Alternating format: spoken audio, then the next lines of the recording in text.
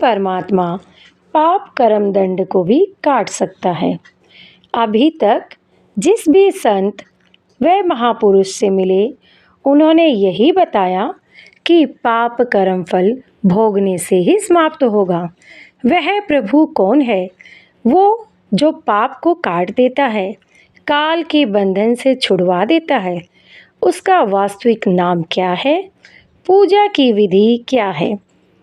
ये सभी प्रश्नवाचक चिन्ह पूर्ण रूप से हटाने के लिए अवश्य सुने जगत गुरु तत्वदर्शी संत रामपाल जी महाराज के अमृत वचन, सभी पवित्र शास्त्रों के आधार पर।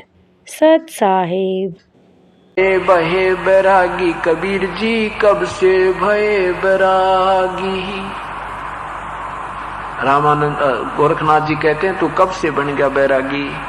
परमात्मा कहते हैं कि मैं बताऊं कब से। नाथ जी कब से भया बैरागी। नाथ जी जब से भया बैरागी, मेरी आद अंत सुध लागी। दो दो कार आद का मेला, नहीं गुरु कोई ना था चेला। तब का तो हम योग उपास्या, तब का फिरूं अकेला। कहते हैं मैं उस समय से बैरागी हूं जब ना तो ये पृथ्वी बनी थी, ना कोई ब्रह्मांड रचे थे। एक अनामी लोक था, वहां मैं अकेला रहता था।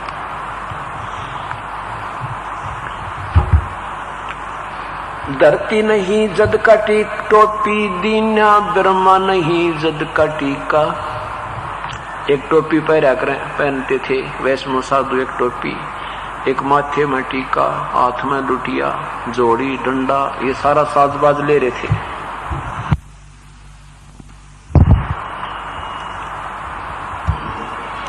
धरती नहीं जद की टोपी, दीना ब्रह्मा नहीं जद का टीका। शिव शंकर से योगी ना थे, तब का झोड़ी सिक्का। द्वापर की हम करी फावड़ी, त्रेता को हम दंडा। सतयुग मेरी फेरे दुआही, कलयुग फेरो नो खंडा। गुरु के वचन साध की संगत, अजरग अमर घर पावे।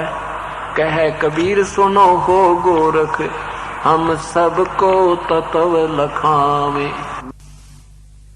मैं ही सबको तत्व ज्ञान देने आया हूं और मैं वो सबसे पहले का परमात्मा आदि पुरुष परमेश्वर मैं ही हूं। और मेरी उम्र पूछते हो तो मैं बताता हूं मेरी उम्र क्या है, सुनो। जो बूझे सो बावरा, क्या है उम्र हमारी।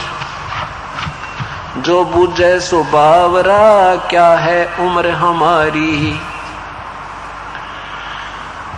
असंख्य योग पर ले गए हम, तब के ब्रह्मचारी। असंख्य योग पर ले गए, पर ले हो लिए, तब से हम ज्यों के त्यों हैं, जैसे आज हैं। क्या बताते हैं? कोट निरंजन हो गए परलोक सिधारी। हम तो सदा महबूब हैं, सो हम ब्रह्मचारी। अरबों तो ब्रह्मा गए, ये 49 करोड़ कन्हैया। 7 करोड़ तेरे शंभु मर गए, मेरी एक नहीं पलैया। क्योंकि ये नाथ जो परंपरा के साधक होते हैं, शिव जी के उपासक हैं। और क्या बताते परमात्मा कि अरबों तो ब्रह्मा मर गया, 49 करोड़ कन्हैया ये विष्णु जी, और 7 करोड़ तेरे शंभु मर गए, मेरी एक नहीं पलैया। मेरी तो एक पल भी नहीं गई है मेरे जीवन की, अर्थात अविनाशी परमात्मा हूं मैं। कोटक नारद हो गए ये मोहम्मद से चारी। देवताओं की गिनती नहीं, क्या सृष्टि बिचारी। नहीं बूढ़ा ना बालक, ना बूढ़ा ना बालक, ना कोई भाट भिखारी। कह कबीर सुनो हो गोरख, ये सुन ले उम्र हमारी। ना बूढ़ा ना बालक, मेरा यूं शरीर जो तुझे दिखाई देता है, मैं ना कभी जन्म होता है, ना कभी मैं मरता हूं। और वेदों में भी परमात्मा को युवा कबीर कह करके महिमा गाई है। युवा कबीर, युवा माने जवान, समर्थ। जैसे मनुष्य शरीर में जवान व्यक्ति सब कार्य मनुष्य लेवल के करने में समर्थ होता है, बालक और बूढ़ा सभी कार्य नहीं कर सकता। इसी प्रकार परमात्मा को समर्थता के आधार पर युवा कबीर की उपाधि दी गई है। अब गोरखनाथ जी ने सोचा यू छोटा सा बालक और बात घनी बनावे, ये ऐसे नहीं मानेगा। तो गोरखनाथ जी उस त्रिशूल के ऊपर बैठ के ऐसे सिद्धि से उठ कर नो का नो आलती पालथी मारे, आसन पद्म ला रखा था और नो के नो उठ के और त्रिशूल के ऊपर विराजमान हो गए। और कबीर साहब से कहा कि यदि तूने गोरखनाथ से बात करनी है, चर्चा करनी है, तो मेरे इक्वलेंट बैठ के, मेरे बराबर बैठ के बात कर। कबीर परमेश्वर ने कहा, नाथ जी आपका और हमारा केवल गोष्ठी करने का, विचार विमर्श करने का ही वायदा था, वचन था। ये ड्रामेबाजी तो बाजीगर दिखाया करें, ये संतों के काम नहीं। गोरखनाथ जी कहते हैं तुम्हारे पास बातें बातें हैं, यदि तुम्हारे पास कोई शक्ति भक्ति की है तो आओ मेरे बराबर बैठो, नहीं तो चर्चा करना व्यर्थ है, तुम हार गए। परमात्मा ने बहुत कुछ कहा पर वो नहीं माना।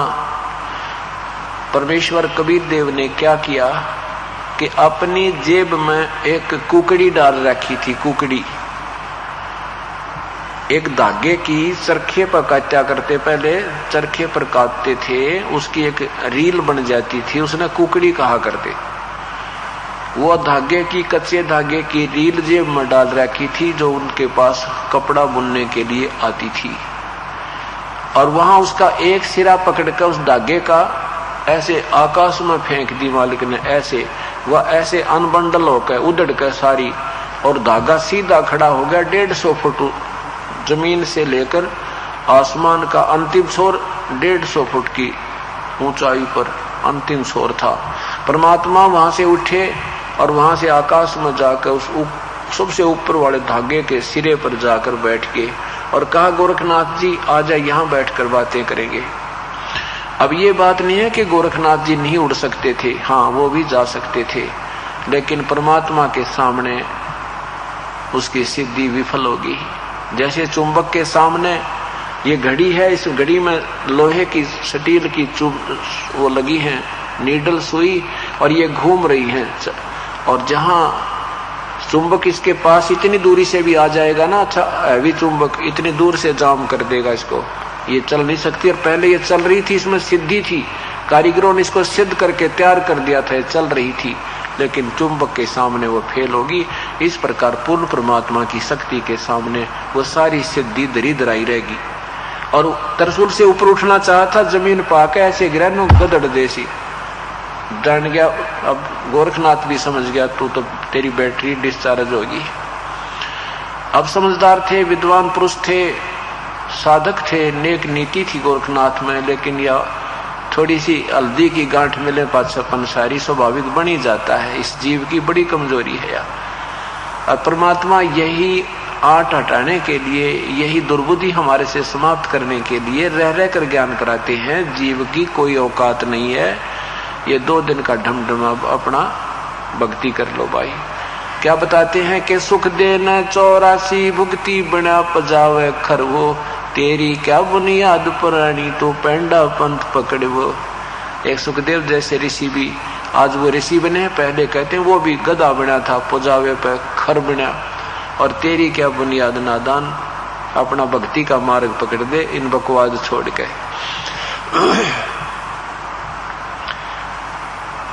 अब गोरखनाथ जी ने कहा कि प्रभु नीचे आ जाओ।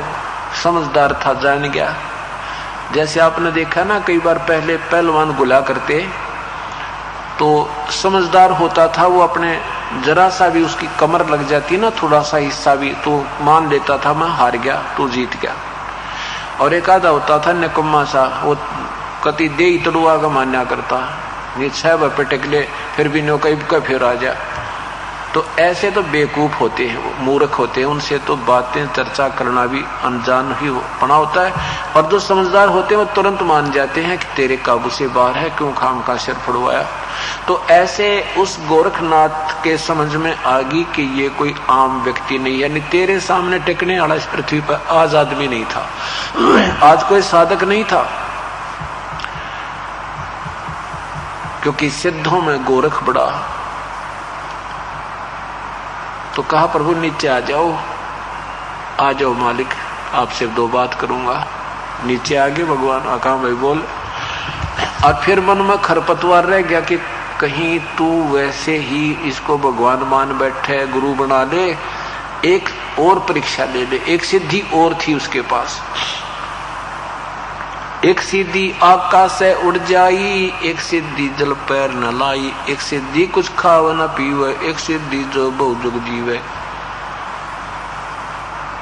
और ऐसी 24 सिद्धियां होती हैं। एक सिद्धि गुप्त छिपाई, एक सिद्धि 5 तत् नीरम, एक सिद्धि जो बजर से ईरम। तो गोरखनाथ के पास एक हल्दी की गांठ और थी, एक सिद्धि और थी, वो दूसरा रूप बना लेता था।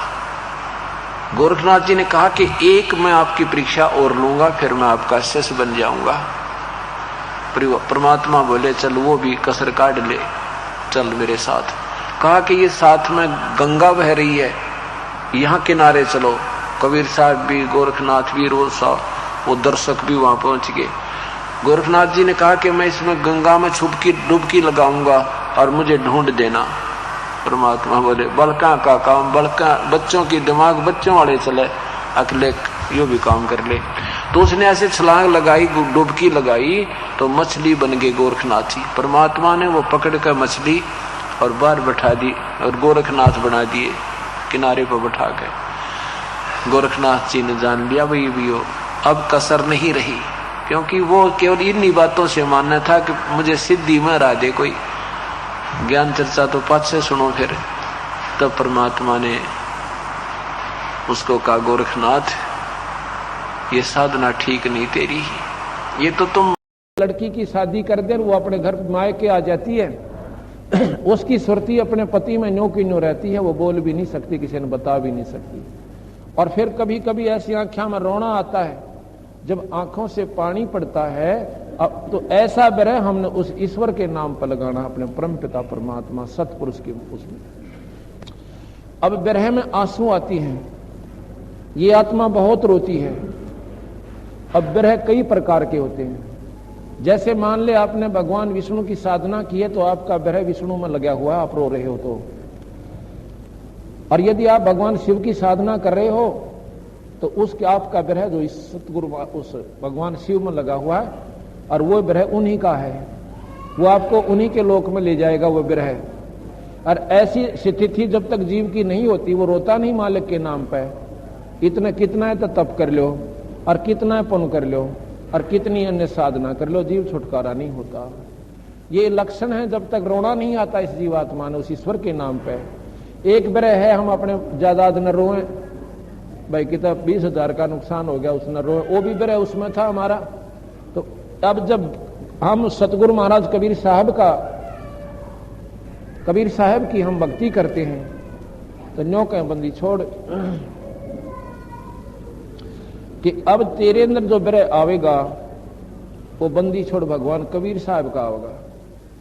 और वो स्वयं उस विरह के साथ साथ आपको या तो गुरु रूप में दर्शन देंगे या अपने स्वरूप में दर्शन देंगे, और फिर आपकी और विरह ज्यादा बढ़ेगी उनको देखकर, इतनी हो जाएगी कि दुनिया पागल कहने लग जाएगी।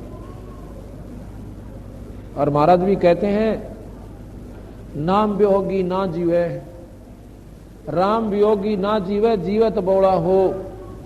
बावड़ा नो निकलते पाड़न लाग जाए, किलकी मारन लाग जाए। उसकी धुन एक उस ईश्वर में लगी रहेगी, काम भी करेगा, अपना सारा कार्य भी करता रहेगा, लेकिन एक ऐसी उन्मन सी उसकी आदत बन जाएगी कि उसके नाम बिना, उस सुमरण बिना उसका जिये नहीं लागे। इसको बावड़ा कहते हैं। दुनिया ने कहेगी तू बात भी नहीं करता, तू हंसता बोलता भी कोना, तो उसने फिर ना तो हंसना सुहावे और ना बोलना सुहावे। जैसे नानक साहब से एक भक्त आकर कहने लगा कि नानक जी कहां भैया कि आप तो फक्कड़ एक फकीर हुए, एक संत हो गए, और आप भी ऐसे रहते हो जैसे गृहस्थियों तो भी बुरी तरह आपकी मायूसी नहीं जाती मुंह पर ते। बंदी छोड़ कहने लगे, ओ नानक जी कहने लगे, भाई के बताऊं यहां पर मैं मायूस क्यों हूं, क्योंकि ये गंदा लोक है, ये काल का लोक है, और इस काल के लोक में ना बेरा किस समय किस जीव की गेला के बिजली पड़ जा, के कहानी बन जा।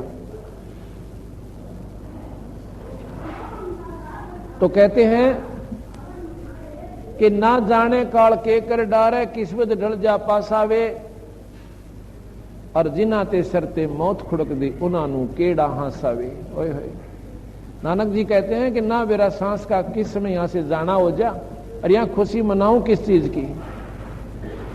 तो फिर आगे कहते हैं, महाराज जी फिर तो आप तो मर जाओगे ऐसे चलते रहे तो, क्या आप कभी खुश नहीं होते? अगर होया करूं, खुश भी होते हैं भाई हम। कब होते हो? कि जब हमारे ऐसे संत समागम होते हैं, हमारे जो भक्तजन आते हैं ना, ये साधुजन, और हमारे घरों में जब ऐसे शुभ समागम होते हैं, उस दिन मैं फूला नहीं समाता, उस दिन मुझे खुशी होती है। साध मिले साड़ी शादी होंगी, बिछड़ जान दिल गिरी वे, अख दे नानक सुनो जिहाना मुश्किल हाल फकीरी वे। वो कहते हैं कि भाई जब हमारे प्यारी आत्मा आती है ना सत्संग के अंदर, उस दिन मैं घना खुश होता हूं, इतना खुश होता हूं कि मैं फूला नहीं समाता।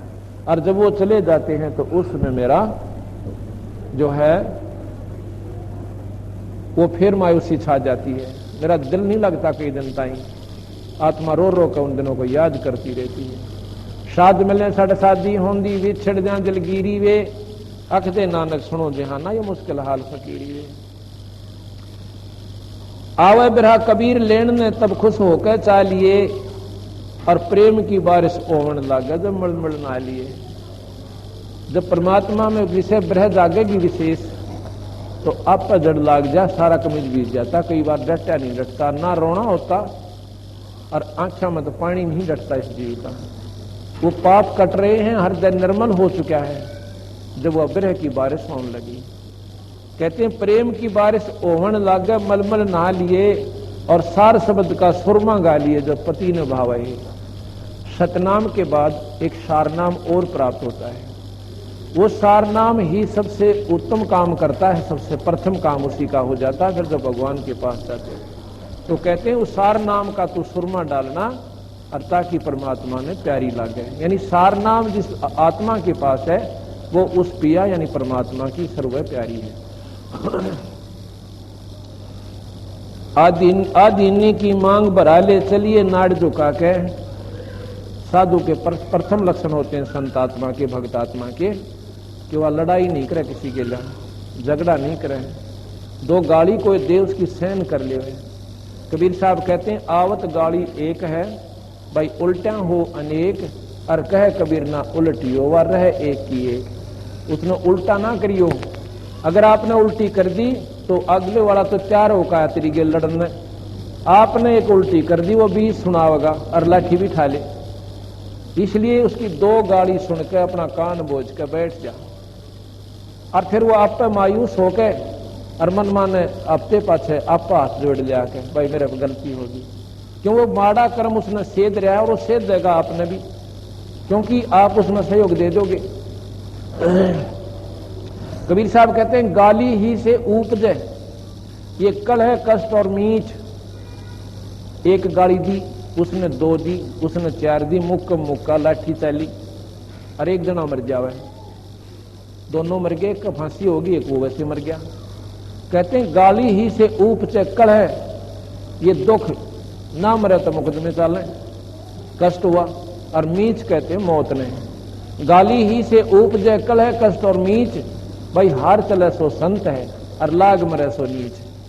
अगर गेले लड़ पड़े तो क्या के भगत अमर काहे के संत, और तुमने हारना सीखना चाहिए। कबीर हरिजन तो हारा भला, हरिजन जो परमात्मा की प्यारी आत्माओं से हरिजन कहते हैं, हरिजन तो हारा भला और जीतन दे संसार।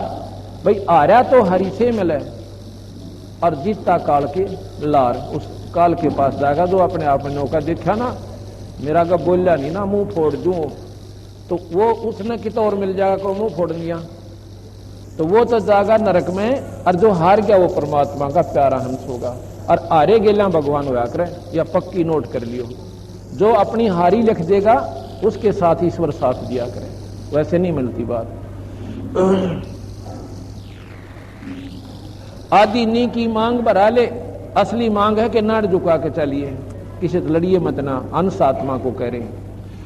आदि नी की मांग बढ़ा ले, चलिए नाड़ झुका के, और संत समागम बरातरी तन ले जावेगा ब्याह के। ये संत समागम है, ये इस आत्मा की बरात आई हुई है, और इसके अंदर हमें ये जानकारी होती है। और ये हंस आत्मा जैसे एक तो मिलेगी, एक भक्तजन दूसरे से मिलता, वो अपने सुख बतावे कि जब से मैंने नाम लिया हमारा तो बस शांति होगी, भाई सारी बुराई छुट गई, परमात्मा के नाम बिना में तो दिखाई नहीं देता। तीसरे से मिलेगा वो भी यही कहेगा, चौथे से मिलेगा वो भी यही कहेगा, तो उस आत्मा का मन उसमें एकदम बदल जाएगा। और काम तो यू करने का था भाई। कहते संत समागम बरातरी तन ले जावेगा ब्याह के। अब जब यहां से ऊपर जावांगे ना, सुरत नृत है डोली तेरी, बैठ सुन शिखर में जाके। ये सुरत और नृत इस नाम के प्रभाव से, सुमरण की कमाई के दबाव से, ये सुरत और नृत हमारी, सुरत नृत एक सूक्ष्म चाल होती है अंदर, जो समाधि में हम चलते हैं। सुरत आगे चलती है और नृत उसके साथ साथ रहती है, और आत्मा उससे भी सूक्ष्म है, जो दिखाई भी ना देती, उन्हीं में मिक्स होती है। सुरत का मतलब है कि हमारी सुरती की, जैसे सामने कोई ये क्या चीज रखी है, नो देखे तो वो नृत्य निरीक्षण करती है कि मेज दिखा है, सामने दिखाई देती है कोई वस्तु, सुरती पहले जाती है एकदम वो भलाखा सा लगे, और नृत्य उसका निरीक्षण करती है कि ये फलानी चीज है। तो ऐसे इनका आपस में मेल ताल मेल है, और ऊपर चल पड़ती है। कहते हैं ये तेरी डोली है, आत्मा तन ऊपर लेकर जाएंगी, और बैठ सुन शिखर में जाकर, जहां पर तेरे असली पति परमात्मा सतपुरुष का स्थान है, ये डोली तन वहां ले जाएंगी, और वहां अपने सुन शिखर में, शिखर के चोटी में, आखिरी सुन की चोटी में वहां पहुंच जाए। सुरत नृत्य है डोली तेरी, बैठ सुन शिखर में जाके, और मकर तार का खेल कांगना अल्लल ध्यान जचा के। अब कांगना खेलते ना, कहते हैं यो यहाँ का जो खेल है, इसके कंपैरिजन कर रहे हैं, तुलना की है। ऊपर जब हम सुमरण में लगते हैं, अभी तो हमारी वृत्ति संसारिक कार्यों में फंसी हुई है। एक स्थिति ऐसी आवेगी कि अपने आप ये सुरती अंदर न सरकन लगेगी, और जहां पर ये सुरती इस नाम के सहारा भी जहां खत्म हो जाता है, वहां पर बंदी छोड़ ऊपर से एक बहुत बारीक तार डालते हैं। एक सुरती का एक ऐसा, जैसे रेलवे लाइन होया करे, ऐसा मतलब जैसे रेलवे लाइन पर फिर आप चलने जाओ, ना कितना जाओ, कहीं ले जाओ, इधर उधर नहीं जा सकती। एक बिल्कुल मकड़ी के तार कैसी डोरी ऊपर से मालिक देगा इस अपनी आत्मा को, सतपुरुष कहते हैं, उसके सहारे, और फिर ये ऐसी चिपक जाएगी जैसे रेल पटड़ी बखा उठा दिया करे। मकर तार का खेल कांगना, फिर अल्लल ध्यान जचा के, यानी फिर इधर उधर ध्यान नहीं जागा तेरा। अलल कहते हैं एक पक्षी, अलल, वैसे अनल का, अनल कहते हैं वायु को, अनिल, अनल, अनल वायु होती है, उसका बिगड़ा हुआ शब्द अलल बना हुआ है। एक पक्षी है, उसका नाम अनल पक्षी होता है। अनल का मतलब जो वायु में रहता है, जैसे इस वायु के ऊपरली सतह पर रहता है, वो सबसे ऊपर है, और उसका आकार इतना लंबा चौड़ा है कि बहुत, यानी कम से कम 100-150 फुट की तो उसकी पंख है, जैसे वायुयान होता है ऐसे 50-50 फुट की, वैसे ऐसी लंबी लंबी उसकी पर हैं, जैसे चील की होती हैं, गीद की होती हैं, ऐसे, पर वो 50-50 फुट लंबी। और फिर उसका आकार कितना होगा स्वयं का, तो वहां से वो अंडे दे देते हैं। अंडे कहां देते हैं वो पक्षी? जहां केले के वृक्ष होते हैं, क्योंकि केले के वृक्ष बहुत लंबे लंबे होते हैं वहां बनों में। मनमाना 100 किलोमीटर में आकर और 200 किलोमीटर में आकर बन केले के हैं, तो केले के पाओगे वह, ऐसा व्यवस्था होती है। तो वो केले के पेड़ एक दूसरे के साथ बहुत लंबे लंबे हो जाते हैं। तो वो अंडा जब ऊपर से डालते हैं तो वह मां के गर्भ से आते ही अंडा वायु की घर्षण से वो पक जाता है और वहां से आता इस वायुमंडल में से और केले के वृक्षों पर आकर दैड़ गिरता है। अगर जमीन पर गिरे तो हानि हो सके बच्चे को, तो वो एकदम केले के वृक्षों पर आके गिरता है। अंडा भी अच्छा मोटा हो से उनका एकदम गिरता है, पड़ते ही धीरे धीरे उन केले के पत्तों में से आकर वो नीचे गिरता है, द्राम जैसी वो फूट जाता है और फूट कर वो बच्चा उसमें से निकल आता है। और क्या होता है कि केले के पेड़ों में बड़ों में हाथी ज्यादा होते हैं क्योंकि उनका चारा विशेष केला होता है। एक केले ना हाथी एक कब मोड़ कर नो खा जाता, 4-4, 5-5 केले एक बार ही खा जाता है जब उसका पेट भरे, ना तो और कोई उसका खान का प्रोग्राम है कोई ना कितने भी। तो इस प्रकार वहां दोनों व्यवस्था करते हैं अनल पक्षी। फिर वो पक्षी जो उसका बच्चा आ गया ना चीकला, वो चीकला अलल पक्षी का वहीं पर पक्षियों में घूमता है, फिरता है और खाना खाता है और अपनी तैयारी करता है, उड़ना सीखता है, काफी दूर तक उड़ जाता है, फिर आ जाता है, आकाश में उड़ जाता है, फिर आ जाता है और उनके साथी पक्षियों में रहता, पर उसका वृत्ति अपने माता पिता तक नहीं हटती। वो ये सोचता है कि मेरा ये घर को ना यहाँ मेरा परिवार है, ये तो मेरे टेम्परेरी साथी हैं, अस्थायी।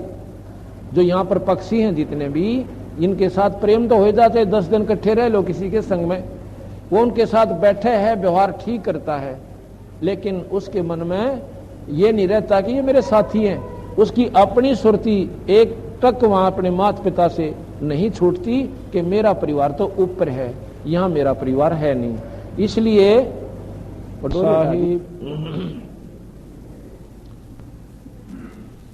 वो अलल पक्षी का बच्चा जो है वहां बच्चा में रहस है, इधर उधर घूमता भी रहता है, पर उसकी अपनी सुरती अपने माता पिता तक नहीं हटती। उसका एक टक ध्यान उसी में लगा रहता, हरदम एक पल भी दूर नहीं होता। जैसे यहां बैठा है मेरी वो सुरती रहेगी, मेरा घर तो वहां पर है। जैसे विदेश में कोई व्यक्ति चला जा और वहां उसके दोस्त भी होते हैं, उनके साथ बैठता उठता भी है, खाना पीना भी करस है, लेकिन उसके अपना बच्चा मत वृत्ति 1 मिनट नहीं हटती है। इसको अलल ध्यान कहते हैं कि अलल पक्षी का बच्चा जो अपने माता पिता में ध्यान लगाता है, इस प्रकार आपने फिर उस आत्मा को कह रहे हैं कि मकर तार का सारा पकड़ के फिर इधर उधर मत ना देखिए, ना स्वर्ग का नहीं जाकिए और ना ही कित ब्रह्मलोक में डटिए, सीधी अपने सतलोक में जाकर डटना, वहां भी तेरे साथ धोखा हो सकता है।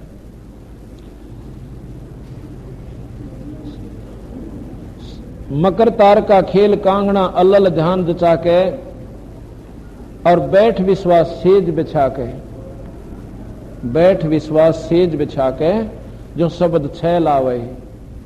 कहते हैं उस पिता परमात्मा के प्रगट होने की यानी धैर्य के साथ आपने इंतजार करनी पड़ेगी, चंचलता मत करिए। विश्वास रूपी सेज बिछा के उस परम पिता परमात्मा शब्द रूपी परमात्मा के प्रगट होने का तो इस सुमन साधना करते रहना और इंतजार करना कि एक दिन जरूर आवेगा। जब हमारी सारी प्रक्रिया हो ली, भाई शादी भी होगी और पहुंच भी गए घर पे, फिर पति कहां रह जाएगा। तो इतना विश्वास अगर है, यानी जब हमने नाम ले लिया, हमारी सुरत मालिक में लग गई, सुमन ठीक मिल गया और भाई वो सारा सौदा मिल गया, तो परमात्मा प्रगट होने में देर कहां लगेगी। किसी के बंडाने में, किसी के बहकाने में मत आना के मारे गुरुजी तो 1 मिनट में दिखा दें। इस हथेली पर भगवान होता है, कोई भी ना पानता, इसके गोड्डे रगड़ने पड़ते हैं और विधिवत साधना करनी पड़ती है, जब जाके जीव छुटकारा होता है।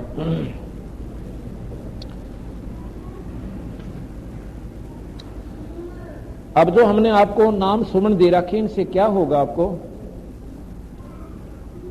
कि आपकी दिव्य दृष्टि बनेगी। दिव्य दृष्टि से ही ऊपर जाया जाता है, दिखाई देती है। दिव्य दृष्टि की कुछ रेंज होती है। जैसे महाभारत के समय संजय को व्यास जी ने दिव्य दृष्टि दी थी, उसकी दिव्य दृष्टि खुल गई थी, लेकिन वो कुरुक्षेत्र आगे की बात नहीं जान देख सका था। उसकी उस दूरबीन की इतनी ही रेंज दी थी उसकी कि वो कुरुक्षेत्र से लेकर दिल्ली ताई में वो ही सिर्फ उसी के वो बता सका था, उससे और उसने फालतू बेरा नहीं था। इसी प्रकार अन्य जो साधक साधना करते हैं भगवान विष्णु की, तो विष्णु तक की वह रेंज है उनकी दिव्य दृष्टि की, आगे वो कुछ नहीं देख सकते। जिस प्रकार भगवान शिव की कोई साधना करता, उस मंत्र से उन संतों की दिव्य दृष्टि खुल जाती, यहां बैठे हो शिव के लोक को देख सकते हैं, तो उनकी उतनी ही रेंज है। और जब पंदी छोड़ भगवान के नाम से जो हमने दे रखा है सतनाम, इससे आपकी दिव्य दृष्टि खुलेगी, वो सतलोक भी देखेगी। और फिर जो जिसकी दूर की ज्यादा रेंज है, वो नीचे के तक कितने देख लो, वो तो और आसान दिखाई देते। का सेरा उस परम पिता परमात्मा के तू दर्शन करना फिर। और सुन शिखर पर एक सफेद महल है, सुन शिखर सभी सुनों को पार करके, और उसकी चोटी पे वो सत्यलोक है। सुन शिखर में एक सफेद महल है, जो तेरे पिया का डेरा, इन त्रिलोकी यारा ने भूल बावड़ी, इच्छा बीज बसम हो तेरा। इन छोटी साधना ने कति त्याग दे, और तेरी इच्छा जो है ये खत्म हो जाएगी। जब तक इच्छा आप में रहती है यहीं की, कदे स्वर्ग में रहेगी, और कदे महात्मा सिद्ध बनन की होगी, और कभी आप में बच्चा की होगी, कभी जायदाद बनन इकट्ठीकरण की होगी। बंदी छोड़ कहते हैं, मैं इच्छा के लिए तने छोड़ दूं कौन गुंजाश, धन चाहिएगा धन दूंगा, और तने भाई और कुछ चाहिएगी वो दूंगा, तेरा शरीर ठीक करूंगा। उसमें तो इच्छा रहित हो जाएगा, संसारिक मनोकामना आपकी कम हो जाए, कति खत्म हो जाएंगी। लेकिन इस मन के घोड़े ने ज्यादा मत दौड़ने देना, कि फिर न सोचे को फैक्ट्री और ला लूं, वो भी मेरी कृपा होगी तो लान दूंगा अपने हंस ने, फिर मैं अपने ढंग से चलाऊंगा जिसको पार करना है। और जब माया मुड़ जा है और माया चाहिए तो माया ले लिए, खूब दे दूंगा। जैसे बंदी छोड़ भगवान ने अब्राहिम सुल्तान अदम का यह रहेगी थी मन में कि मेरे द्वारा धन होता तो मैं संतान की सेवा करता, मान्य कोई नहीं, इतना धन दे दिया बंदी छोड़ने कि उस पर नावड़ा कोई ना। लेकिन फिर उसमें इतना लीन हो गया, भगवान भूल गया। तो महाराज कहते परमात्मा पाना चाहते हो तो इस माया की तरफ देखना भी मत ना, तन्ने जो चाहिएगी वस्तु आपको, आपका आज्ञा पाओगी, तेरा काम नहीं अड़न दूंगा। जैसे आपने कल सुना था कि नरसी भगत की गाड़ी आकर समारी भगवान कृष्ण ने, क्योंकि ये तीन लोग के परमात्मा भी पूरा सुख दे सकते हैं, ये संसारिक, लेकिन देंगे कर्म का, ये कर्म से ज्यादा नहीं दे सकते। और परमात्मा ने उसकी गाड़ी समारी, गढ़वाड़ा बनया, और भाई फिर उसका भात भरया और उंडी डाली। अब माया होती जब भी वो काम कर सका था वो, लेकिन रास्ते में गाड़ी ठीक माया तो नहीं हो सके थी। ये मान ले 50 किलोमीटर जा लिया, आगे पाछे 10 किलोमीटर कोई सौदा कोई ना, 2 टायर में पंचर हो गया, अब जा गाड़ी माया ने क्यों कर ले जा। वहां परमात्मा साथ दे तो काम चले, तो हमने ईश्वर का आसरा ले लेंगे तो ये सारे काम हमारे ऐसे सरल लग जाएंगे। तो महाराज जी कहते हैं कि इस प्रकार तेरी साधना जब बन जाएगी तो फिर इच्छा तेरे में रह नहीं, इच्छा रहोगी तो फिर वापस आओगे और स्मृत मंडल के जेरे में फिर पड़ जाओगे। इच्छा दासी जम की या काल की खास दूत है इच्छा, इच्छा दासी जम की या खड़ी रहे दरबार, और पाप पुण्य दो वीर हैं और या सतखसमी नार। गरीबदास जी महाराज कहते हैं कि पाप और पुण्य भी तेरे को यहीं उलझाए रखेंगे, क्योंकि पाप पुण्य कर लिए स्वर्ग में भोगेगा और पाप बने नरक में भोगेगा, और भाई फिर 184 का पूरा गेड़ा। और ये इच्छा ही करवाती है पाप भी और पुण्य भी। अब मन में संशय होगी तो फिर हमने पुण्य तो करने नहीं चाहिए क्योंकि भोगने पड़ेंगे, नहीं, पुण्य बिना जीव का निर्मलता नहीं रहेगी, आत्मा कठोर हो जाएगी जो धर्म नहीं करते। दया धर्म का मूल है और पाप मूल अभिमान, और तुलसी दया ना छोड़ियो जब लगट में प्राण। और दया जब बनी रहेगी जब आपकी धर्म में वृत्ति रहेगी।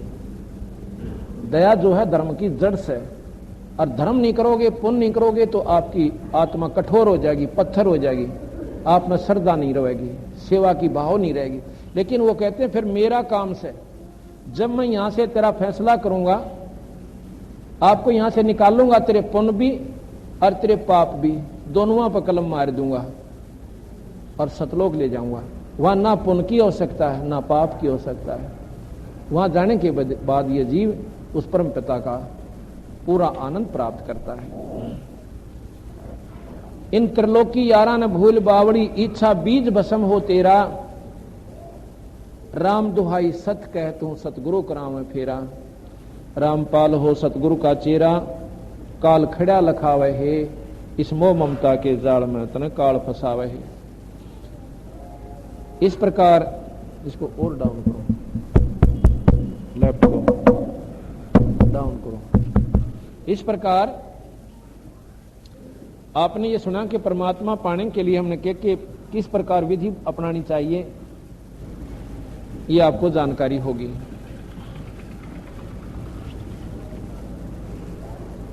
आगे आपने एक शब्द सुना था कि मथुरापुरी में धर्मदास को आके आप चिताया ना, वो कर्म कांड में उलझा प्राणी सतमार्ग दर्शाया ना। ब्रह्मंड 21 राजकाल का न सुनकर धड़का खाया ना। धर्मदास का प्रकरण मैंने आपको पहले सुना दिया। आगे है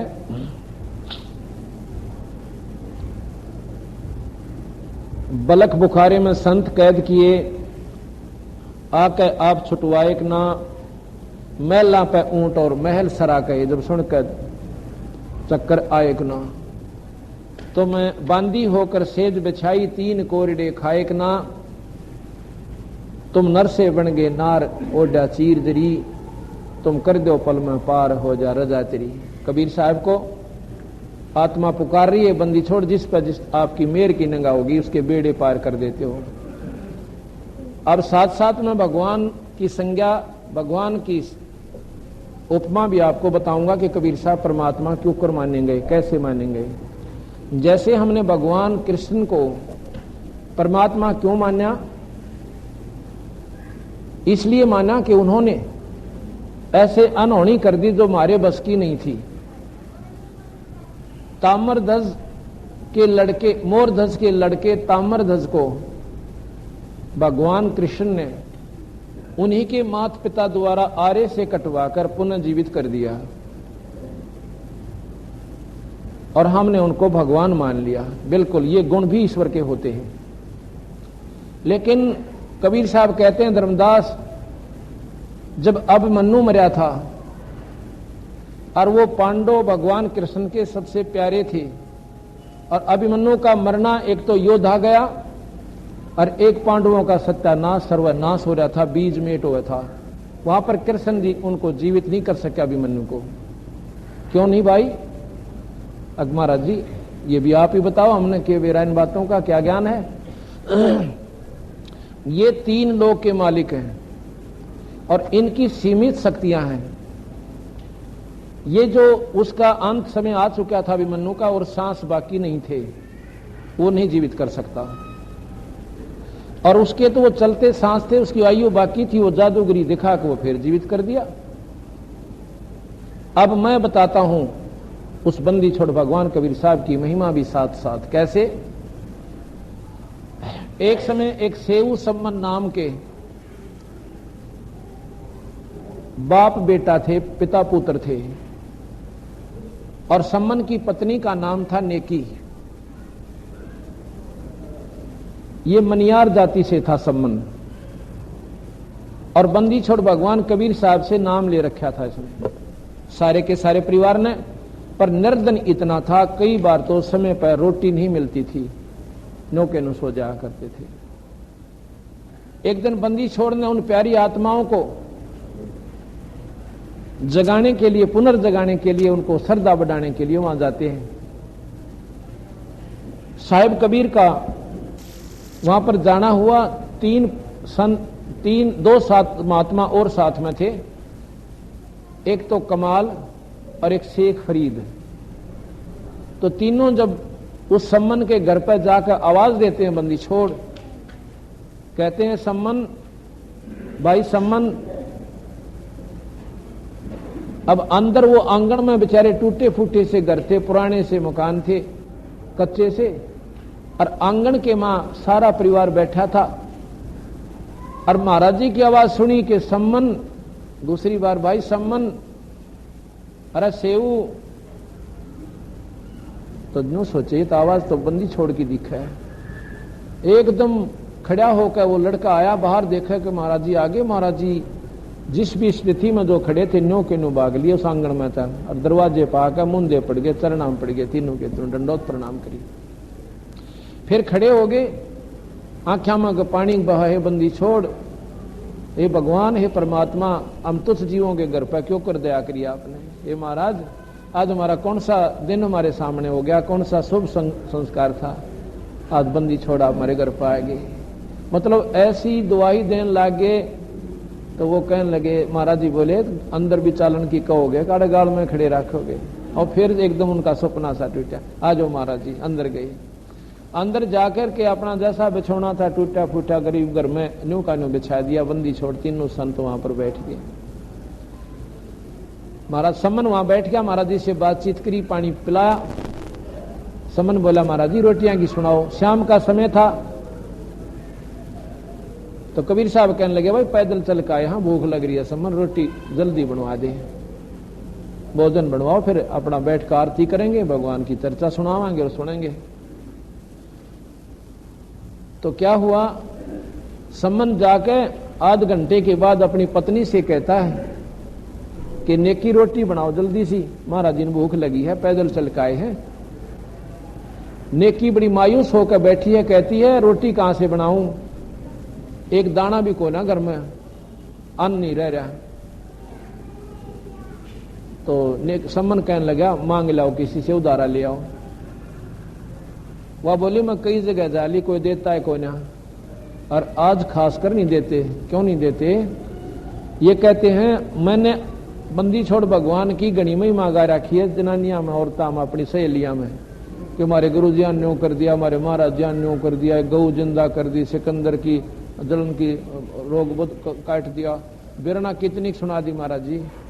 और वो कहती है उनसे अपने पति से, और आज वो लोग चढ़े थे पहले हमारे से कि झूठ बोलो, ये बात कदे भी ना हो सकती। और अब इनके मन में ये शंका आ गई गांव वाला में, क्यों गरीब ने वो भी दुखी कर करा जी गणे होया करा दुनिया।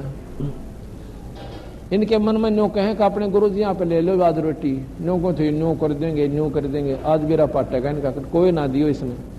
यानी वो जिसमें उसका मेड़ सा था वो नाटकी और मांगण जाकी। तो मैंने बोलिया आज कोई ना देता। तो न्यो बोला तेरा ओढ़ना दे दे लत्ता, इसने धराऊं गहना मैं ले आऊंगा।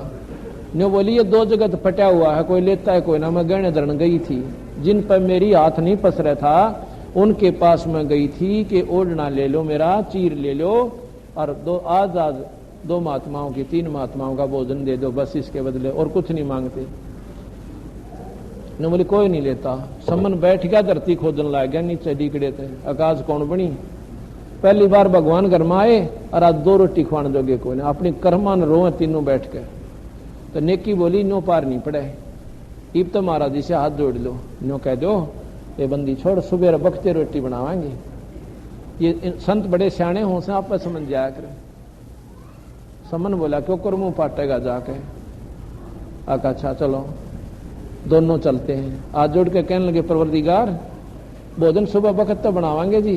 आका अच्छा बेटा कोई बात नहीं, अब पानी पात पी लिया, बिराना के हमारा तो भूख सी जाती रही, भूख रही है कोई ना। यानी ऐसा कति नो जचा दिया कि महाराज जी का जानो भूख थी है कोई ना। सबका सांस लिया। भाई हम तो वैसे नो कहा था, अभी बच्चा का मन सा रह जाएगा, बाकी भूख नहीं थी कति भी हमने।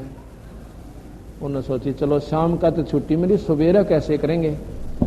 तो वह उसकी पत्नी कहती है कि दोनों पिता पुत्र चोरी करने जाना रात्रि में, और 3 सेर आटा ले आना, फालतू मत ले आना। तो वो बच्चा जो उनका सेऊ था छोटा सा 12-13 साल का, वो कहने लगा माँ तुम न्यों क्या करते। कहते हैं कि जो चोरी करते हैं उनका सर्वनाश होता है, वो पापी जीव होते हैं, और महाराज जी भी नाटे हैं। और आज चोरी करने की तू स्वयं कहती है माँ, ये कैसे कह दिया आपने। बेटा तुम बालक सतन बेरा को ना, क्यों करे कि चोरी को दान कर दे, हम अपने लिए नहीं कर रहे। इसमें अकाज है नहीं भाई, चोरी कर दे दान। न्यू बोला माँ चोरी तो चोरी ये हो सच है, क्यों करे कर ले, जब नीति बिगड़ ली हमारी। न्यू बोली बेटा साची बताऊं तेरे रहते हैं ऐसे ऐसे कहते हैं। एक गांव में एक संत चले गए, सिद्ध पुरुष थे, और उन्होंने सामने जाके शंख बजा दिया, बाहर जंगल में थे। और ऐसा होता था जहां भी वो संत जाते थे, शंख बजा देते थे, गांव से भोजन चला जाता था। उस गांव से श्याम ने भोजन नहीं कहा, रात्रि में आए थे तो सुबह उसने अपने चेले से इसको भेजा, जा बेटा रोटी मांग ला, हो सकता ना सुनाई दिया वो गांव में शंख। लेकिन उस गांव में घने निकम्मे आदमी थे, पैसा गणा था, परमात्मा से विमुख हो रहे थे और कहते थे अरे रोज लफंडराव से रोटी मांगनी है, करके को नहीं खाते। इस तरह की वृत्ति उन लोगों की हो चुकी थी। वो लड़का सवेरे रोटी लेने के लिए उसका शेष जाता है तो जिस घर में भी जावे वो इन्हों कह दे करके खाया करो, ऐसे लफंडर पड़े थे कोई काम ना चले। 5-7 घरों में गया, उसने ऐसा करड़ा जवाब मिल गया, वापस हो लिया, खाली डोली लटकानता जावा जोड़ी। जाके कहने लगा गुरुजी भोजन तो भिक्षा को ना मिली, कोई ना बेटा थोड़ा देर से गया था, आज श्याम ने बखत से जाना। उस श्याम ने गया, श्याम ने भी न्यों की न्यों सुनने को मिली, कोई बात ना बेटा सुबेरे फिर जाना। वो सुबेरे फिर गया, सुबेरे तो उसका नहीं लाठी ठाक चाले कि मूर्ख तेरे को 3 बार नाट लिए और तेरी अकल ठिकाना नहीं है। वह जान गया कि वो तो पक्का गुंदा आदमी है और कहे तो भी ना मानता। दूनी उसके प्रति उल्ट प्रक्रिया उस गांव वाले की होगी। वो वापस आ रहा था, एक कुम्हारी थी बेचारी, वह देख रही थी और वह डरती न्यों ना कहे कि कदे संत जो है ना छोटी जाति का भोजन कई संत लिया ना करते। तो वापस आने लगा, जो महाराज जी क्यों बाहर हुआ इसी घर था। वह तीनों टाइम उसने देख लिया था, खाली जनता और गांव के व्यवहार का भी उसने खूब बेरा था, कितने बड़ी आदमी इस गांव के अंदर। हाँ माई क्या कह रही है कि महाराज जी ऐसे ऐसे लगा है आपने भोजन नहीं मिला, अगना भिक्षा नहीं मिली माई, 3 दिन हो गए, अगले रोटी ले जा, मेरे पास भोजन है, पर मैं हूं मैं कुमारी, मेरी जाति कुम्हार है। जो बोली माई देख मन तो बेरा को नहीं, मैं तो अभी महाराज जी के साथ रहने लगा हूं, आटा दे दे तो रोटी, महाराज जी कहेंगे तो खा लेंगे, ना तो कहीं डाल देंगे, अगर अच्छा ले जाओ। उसने वो अपना जिसा भी भोजन बना रखा था उस माई को दे, उस महात्मा को दे दिया। उसने जाके कहा कि बेटा रोटी मिली? अगजी गांव में तो कती नहीं मिली, मैं सारे जाया, पर रास्ते में एक बहन थी, माई थी, वह कुम्हार जाति से बतावा थी और उसने ये तीनों टाइम जो दाता देखा और आख्या मासू भर आई। अनु बोली महाराज जी इस गांव में रोटी कौन मिला आपने, और ले अब यो मेरा है जो थारा, मैं हूं कुमारी, और देख लियो कि मंदिर नो डर लागे, कहते तुम मर ना जाओ, 3 दिन हो गए भूख्या ने। तो महात्मा ने बोला भाई ठीक से ला रोटी खावांगे। तो प्रेम से रोटी खाई दोनों ने। अनु बोला एक काम कर बेटा वापस जा और उस माई ने कह दे कि घर छोड़ गांव छोड़ कर चली जाएगी अड़े थे। महात्मा ने सोची, उचेले ने बोला कि मैं हाथ ना अकमारा जी पेटुआ और गए, क्यों सारी नगरी में एक न रोटी दी, उसने नौकों घर छोड़ दे। और ये तो बेचारे बसन की उम्मीद करा करें, गांव वाले वे भोजन दे दी, संत ने हमारे घर में और ज्यादा वर दी हो। फिर आगे महाराज जी कहते हैं उसको उस कान में बता देना कि बतावा नहीं किसी को, आज रात्रि में यहाँ पर भूकंप आवेगा इस नगर में, और एक भी ना बच्चा इनमें तो, और जब जान बचाना चाहती है तो दिन छिपने तक पहले पहले निकल जाएगी यहाँ से, दिन छिपने सूर्यास्त से पहले। फिर तो उसने ठाठ सी होगी, अब बात तो बताऊंगा द्वारा जी भी हो जाएगी। आए माई नमस्कार नारायण, जैसा भी सब प्रयोग किया सत साहेब। आखा महाराज जी उन्हें सोची ना छके होंगे और लेना आए, महाराज जी ताजा और बना रखा है, ले जियो बेशक भोजन। अकना माई रोटी तो हमने खा ली और गुरु जी ने ऐसे ऐसे बताया है, और तो दिन तो पहले यहाँ से फारग हो जाइए, और नहीं रात नहीं गांव कौन रहा है। और संतों की बात खरी जाती है, अगर कोई संत होता है तो वह ने बोली अच्छा महाराज जी अगर जहां तू जागी ना, जहां रुक जागी रात ने, और वहीं तेरा बास हो जाएगा, और तू गांव से बार बार बसेगी, खाई से बार बार, जैसे कहते हैं ना भाई पूर्ण तेरा वहां पर बास रहेगा, और कई पीढ़ी तक तेरे नौका ने सुख रहेगा। आशीर्वाद सतगुरु ने गुरुआन दे दिया। माई ने तो तोड़सी लाग गई, उसको मारी ने, विधवा थी, बालक 2-3 बच्चे थे, पति था कोई ना, अपना दर के अपने सारे गधा का ऊपर सामान गधों पे और लाद के चाल पड़ी, छोटे से दिन तय 8-7 किलोमीटर गई होगी, वहां दिन छिप गया, वहीं रात में रोटी बनाने लागी।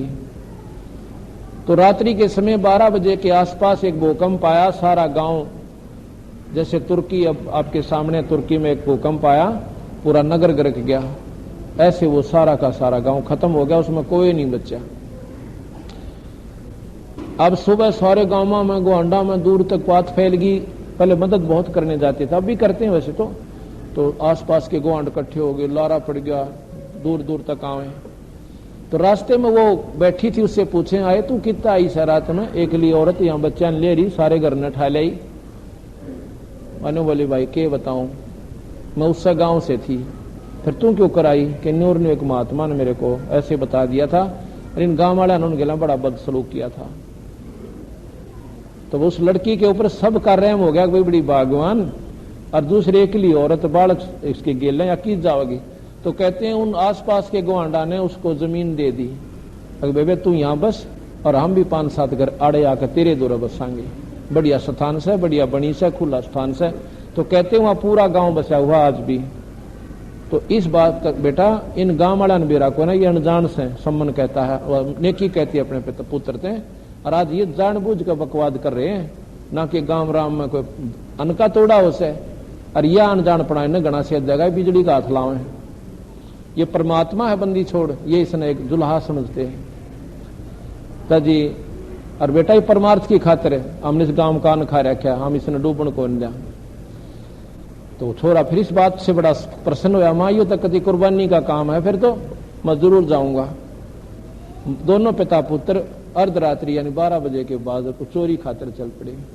जाकर एक सेठ की दुकान में पाड़ ला लिया, क्योंकि कच्ची दीवार होती थी, उसमें सुराख बना लिया, अंदर आदमी चला जा आसानी तय। तो वहां जो सुराख बन लिया तो सम्मन कहता है, बेटा तुम बाहर खड़ा रहना और मैं आटा बगाऊंगा, मान ले मैं पकड़ा भी जाऊं तो इस आटे ने तो लेकर बाहर जाइए, और महाराज जन रोटी बनवा दिए, बताइए मत ना। और मैं पकड़ लिया। माया का संसार है, कदम कदम पर धोखा है, शरण ले लो सतगुरु की, यही सुनहरा मौका है। ऐसे ही आध्यात्मिक वीडियो देखने के लिए हमारे चैनल को सब्सक्राइब करें। बोलो बंदी छोड़ सतगुरु रामपाल जी महाराज की जय। सत साहिब।